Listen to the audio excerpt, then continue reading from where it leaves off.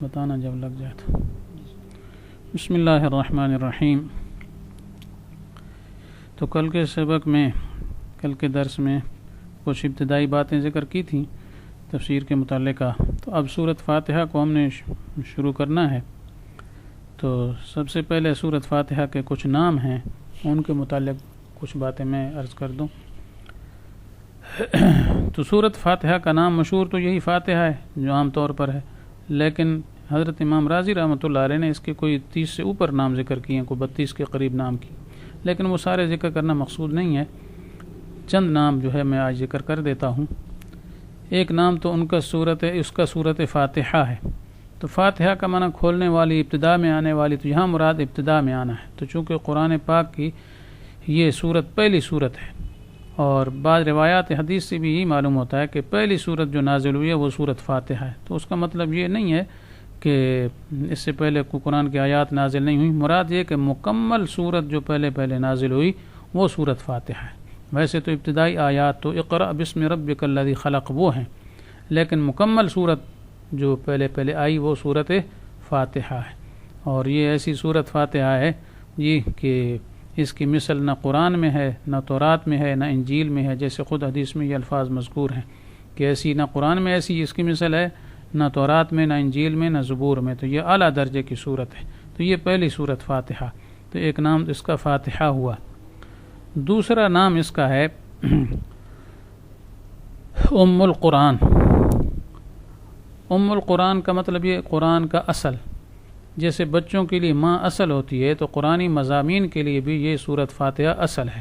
اس کا مطلب یہ ہے کہ جتنے مضامین بعد میں قرآن پاک میں آنے والے ہیں، ان تمام مضامین کا تذکرہ اجمالی طور پر سورۃ فاتحہ میں موجود ہے۔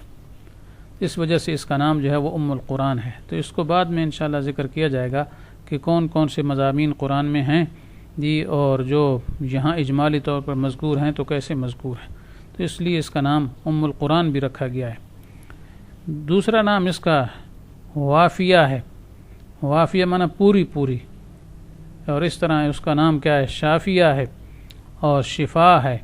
تو شافیہ شفا کا مطلب یہ ہے کہ اس سے شفا حاصل ہوتی ہے۔ تو اصل شفا تو دلوں کو شفا دینا مقصود ہے، دلوں کی شفا، کہ دل کے اندر جو غلط عقائد ہیں، غلط نظریات ہیں، غلط اخلاق ہیں، جو اخلاق باطنہ ہوتے ہیں، تو اس سورۃ فاتحہ جو ان کے لیے شفا ہے کہ اس پر عمل کیا جائے تو انسان کو شفا حاصل ہو جائے، کیونکہ اس پر عمل کریں گے تو گویا پورے قرآن پر عمل ہوگا، کیونکہ قرآن کا خلاصہ اس میں موجود ہے۔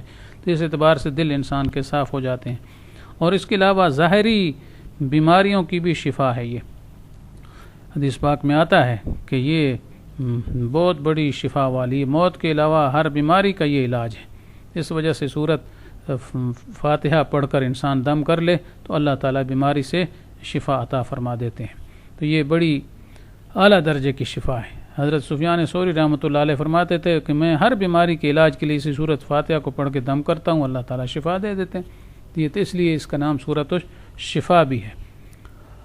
اور ایک واقعہ بھی حدیث میں آتا ہے، حضرت ابو سعید خدری رضی اللہ تعالیٰ عنہ کا واقعہ ہے۔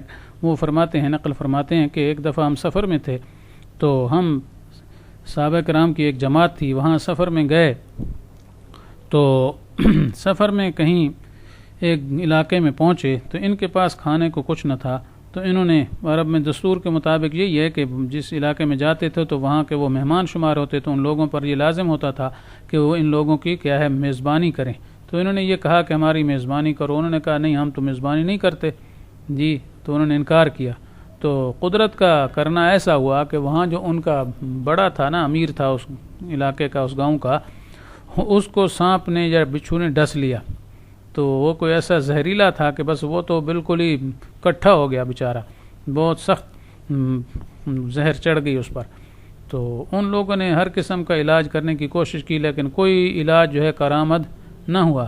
پھر کسی نے یہ مشورہ دیا کہ یہ ادھر باہر کے لوگ آئے ہوئے ہیں، ٹھیک ہے، اور یہ نئے دین کے کیا ہے، مدعی ہیں، شاید ان کے پاس کوئی دم شم ہو تو ان سے رابطہ کرنا چاہیے۔ چنانچہ صحابہ کرام کی اس جماعت کے پاس ان میں سے کچھ لوگ آئے، تو انہوں نے یہ سارا واقعہ سنایا کہ ہمارے امیر کو تو اس طریقے سے سانپ نے ڈس لیا ہے، اور اس کا کیا ہے، برا حال ہے کیا تمہارے پاس کوئی ہے اس کا علاج؟ تو ایک صحابی نے کہا ہاں میرے پاس ہے، ٹھیک ہے میں علاج کروں گا، لیکن یہ ہے ہم نے تم سے میزبانی مانگی جو عرب کے دستور کے مطابق ہمارا حق تھا، تم نے انکار کیا، اب ہم بھی بغیر کیا ہے کچھ لیے کہ دم شم نہیں کرتے۔ تو بہرحال پھر ان سے بات چیت ہوئی، تو بعض روایات میں 30 بکریوں کا ذکر آتا ہے، بعض میں 100 بکریوں کا ذکر آتا ہے۔ تو بہرحال اس پر یہ طے ہوا کہ ہم دم کریں گے اور ہم اتنی بکریاں لیں گے، چنانچہ وہ راضی ہو گئے، مجبور تھے۔ تو یہ دم کرتے رہے جی، کچھ دم کیے تو اس کے بعد وہ بالکل ٹھیک ہو گیا، ٹھیک ہے۔ پہلے تو وہ برا حال تھا اس کا، اب سیٹ ہو گیا، پھر انہوں نے اس کے مطابق بکریاں ان کو دے دیں، جیسے طے ہوا تھا عوض دے دیا۔ تو بعض صحابہ کرام نے یہ کہا کہ ان بکریوں میں ابھی تصرف نہیں کرتے، نہ کوئی ذبح کرتے ہیں نہ کھاتے ہیں، جب آپ صلی اللہ علیہ وسلم کی خدمت میں واپس جائیں گے آپ سے پوچھیں گے کہ یہ ہمارے لیے حلال بھی ہے کہ نہیں ہے، اگر آپ اجازت دیں گے تو پھر استعمال کریں گے، ٹھیک ہے۔ تو چنانچہ جب واپس آئے تو آپ صلی اللہ علیہ وسلم نے فرمایا اچھا تمہیں کیا پتہ چلا کہ یہ بھی دم ہے سورۃ فاتحہ، ٹھیک ہے۔ تو آپ نے فرمایا یہ واقعی دم ہے، ٹھیک کیا جس نے کیا ہے، تو یہ مال بھی حلال ہے۔ تو اس سے معلوم ہوا دم کر کے نوز بھی لیا جا سکتا ہے، اور ساتھ ساتھ یہ ہے کہ سورۃ فاتحہ کا اثر بھی بہت زیادہ ہے، ٹھیک ہے، اور یہ واقعہ سورت کے شفا ہونے پر کافی وافی دلالت کرتا ہے۔ تو خیر ایک نام اس کا سورۃ الشفا ہے، اس طریقے سے اس کا نام کنز بھی ہے، یہ کنز کہتے ہیں خزانے کو، تو یہ بھی بہت بڑا خزانہ ہے، حدیث پاک میں اس کو بہت بڑا خزانہ قرار دیا گیا ہے۔ اور اس کے علاوہ بھی بہت سارے نام ہیں، تو یہ چند نام جو معروف تھے وہ میں نے ذکر کر دیا۔ البتہ ایک نام اہم ہے وہ یاد رکھنے کا ہے، وہ ہے سورت کا نام تعلیم المسئلہ، تعلیم المسئلہ یعنی مانگنا سکھانا۔ تو اس میں اللہ تعالیٰ نے دعا کرنے کا طریقہ سکھایا ہے کہ سورۃ فاتحہ میں پہلے اللہ تعالیٰ کی حمد و ثنا ہے، پھر بندے کا اللہ کے ساتھ جو ربط ہے اس کا بیان ہے، پھر اس کے بعد اہدنا الصراط المستقیم میں دعا ہے۔ تو گویا ہمیں یہ سکھایا گیا کہ جب دعا کرو تو اس انداز سے دعا کیا کرو جیسے سورۃ فاتحہ میں تمہیں سکھائی گئی، اس لیے اس کا نام تعلیم المسئلہ بھی ہے۔ تو یہ چند مشہور نام تھے جو میں نے ذکر کر دی، ویسے تعداد تو زیادہ ہے، ٹھیک ہے، تو بہرحال یہ چند مشہور ہی یاد رکھنے چاہیے، باقی پڑھ لے تو وہ بھی بہتر ہے۔ اللہ تعالیٰ توفیق دے۔